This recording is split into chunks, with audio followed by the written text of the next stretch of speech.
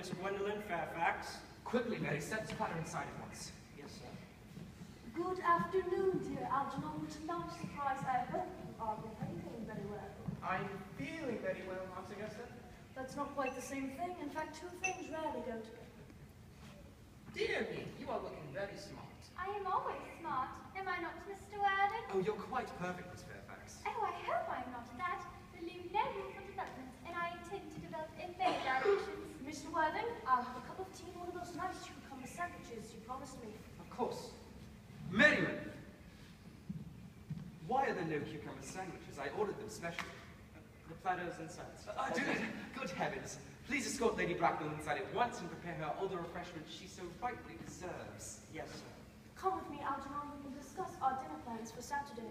I am afraid, Aunt Augusta, I have to give up the pleasure of dining with you. It is a terrible disappointment to me, but the fact is I have just had a telegram to say that my poor friend Bunbury is very ill again.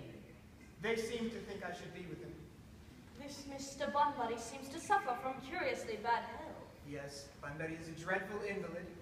Well, I think it is high time that Mr. Bunbury made up his mind whether he were going to live or die. I'll speak to Bunbury at once, Aunt Augusta, if he is still conscious, of course. That is very thoughtful of you. Gwendolyn, join me for sandwiches. Right behind you, Mother.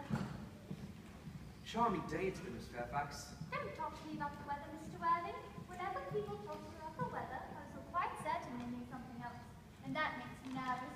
Oh, but I do mean something else. And I'd like to take advantage of Lady Bracknell's temporary I absence. would certainly advise you to do so.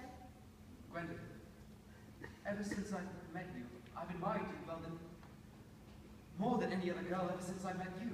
Yes, I'm quite well aware of that. I have always longed to love someone with the name Earnest. Something in that name seems to inspire absolute confidence.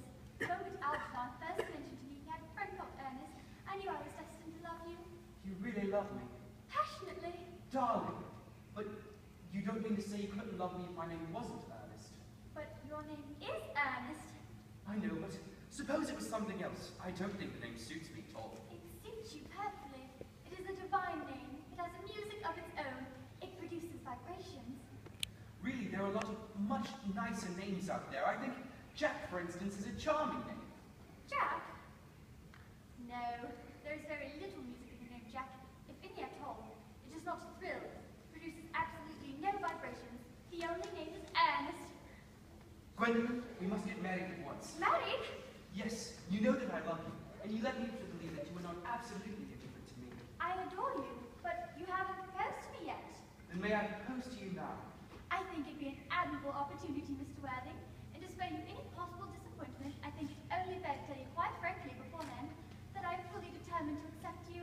Gwendolyn, will you marry me? Of course I will, darling. I hope you will always look at me just like that, especially when other people are present. Mr. Worthing, rise from that posture. It is most indecent. Mother, I am engaged to be married to Mr. Worthing. Pardon me, you are not engaged to anyone. When you do become engaged to someone, I, or your father, should his health permit him, will inform you of the fact. And now I have a few questions to put to you, Mr. Worthing. Gwendolyn, wait for me in the carriage. But Mother... In the carriage.